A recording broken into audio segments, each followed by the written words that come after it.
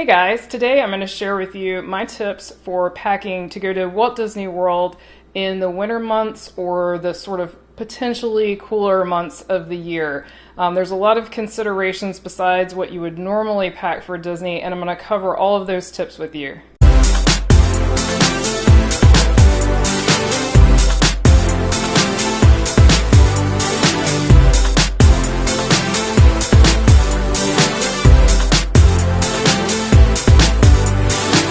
Well, I'm going to cover all of the tips and things that you need to consider when traveling to Disney World during the winter or the potentially cooler months of the year. I do want to say right off the bat that all of our previous Disney packing tips still apply. I will link to that video right here.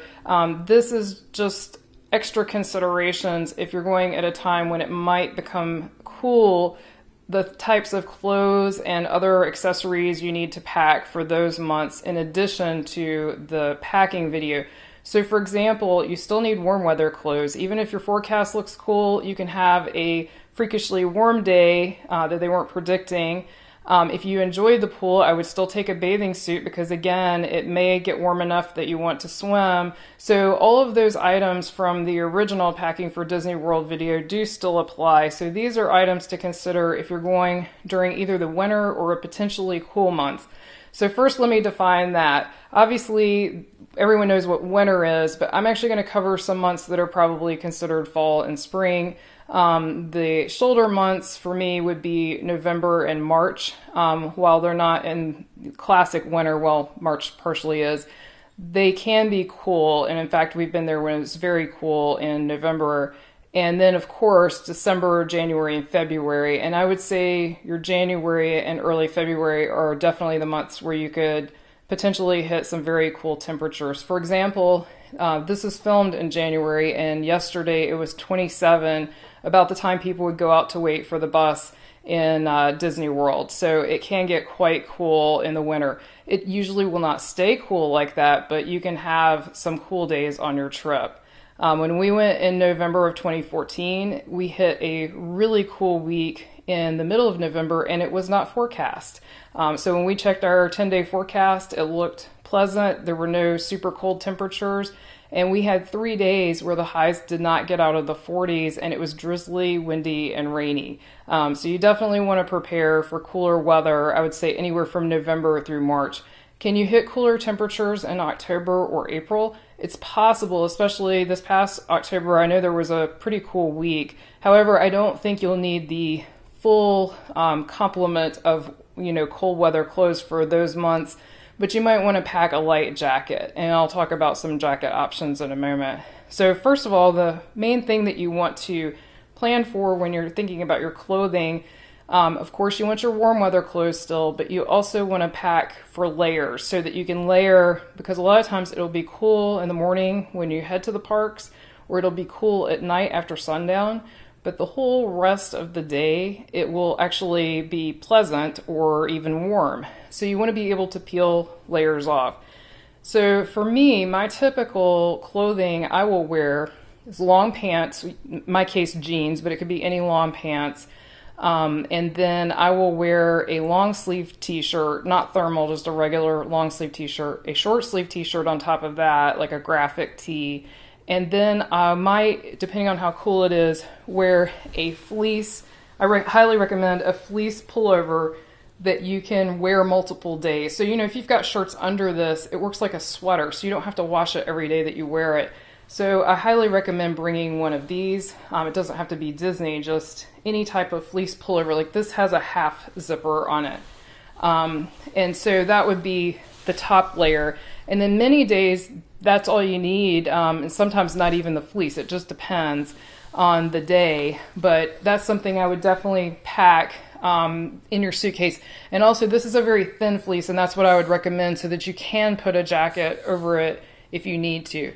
And so that would be sort of my standard packing for that time of the year. That way, if I wake up and it's warm one day, I just drop the long sleeve t-shirt, wear a t-shirt, and I can still wear my jeans usually because it usually doesn't get really hot unless you're talking about the shoulder months. I'm not talking about those. I'm talking about more December, January, February, but it can get warm, which is why I say pack your warm weather clothes. So the next thing to consider with the layers are jackets. You want a jacket that will fit over that fleece that I just mentioned. So sorry for the rustling noise, but this is basically a windbreaker, waterproof type jacket. But what's really nice about it is you can actually fold it up and it will go into its own little built-in pocket. I highly recommend these. And this is a Disney jacket, but you can actually find these at sporting goods stores, specialty REI, those types of stores that specialize in camping and that kind of thing. You can definitely find the windbreaker / rain jacket that will fold in on itself, and it goes into a small pouch that's built into the jacket that's about that big. So that's wonderful for packing and compressing your jacket because you may or may not need it. Also, it's a good way to be able to put it into your backpack if you get warm and you don't need it during the day.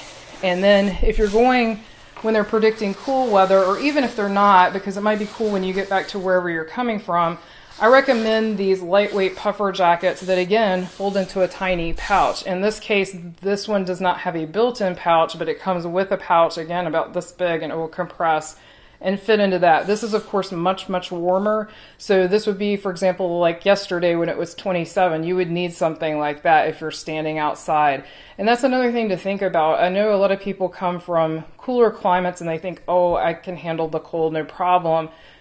Usually, unless you work outside, most people aren't outside all day. And at Disney World, you pretty much are. Sure, you go in for a few rides or shows, but you spend the bulk of your time outside, and that's why the cold can really get to you. So I definitely recommend bringing these things with you.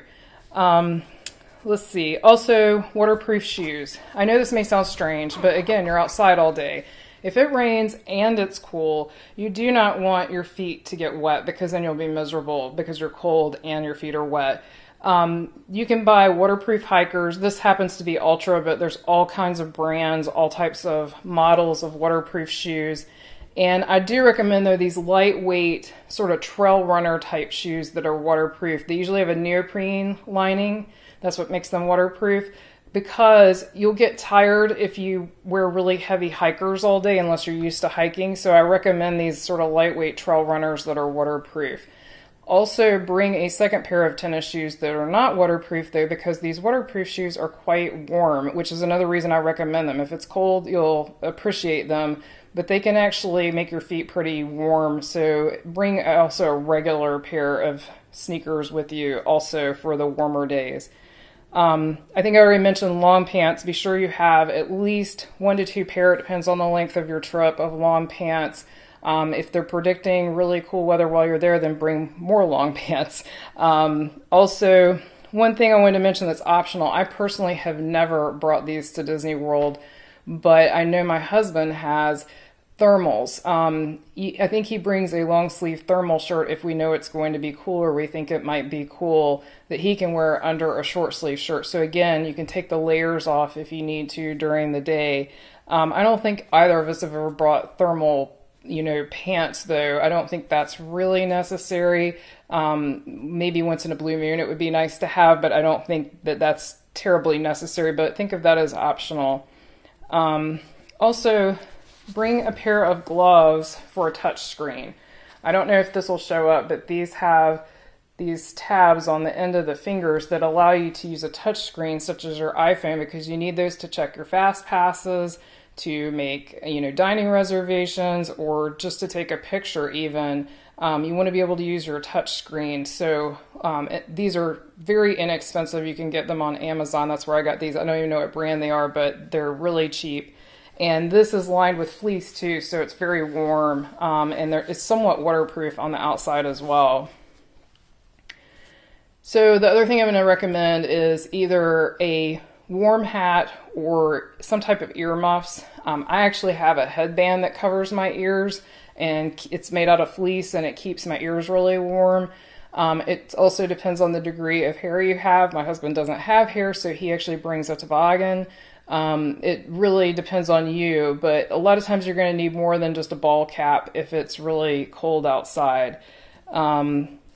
Also, the thing to think about is that you may be standing for long periods outside too, like waiting for a parade or standing in an outdoor queue. And if you're standing still, you can get a lot cooler. These are a few things to not forget that you might not think of in the winter. One is a poncho. It can rain anytime in Florida. It tends to be less rain in the winter, but it can still rain. And if you get wet and it's cold, you're going to be really miserable. So definitely pack either a poncho or bring disposable ponchos. You can buy those in bulk that come in tiny little packages. And so they're very small. So that way, if you don't need it, it's not taking up a lot of room in your backpack. Also, don't forget sunscreen. This is particularly important if you're coming from a cold area.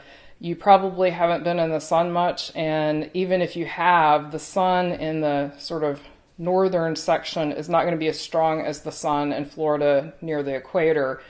So don't forget your sunscreen. You may not think that you need it, and you really do, especially like on any exposed areas like your face. You may not have as much exposed skin, but you still need sunscreen. I know people who have gotten very burnt in the winter in Florida. Another completely optional item that I personally have never taken, especially with the waterproof shoes, I don't know that they're completely necessary, but is Smart Wool socks. Smart Wool is a brand of wool socks that are not itchy, they don't shrink in the wash, and also they don't tend to hold a lot of water. So I recommend those. I wouldn't bring more than one pair because you can always wash them out in the sink at night if you need them more than one day.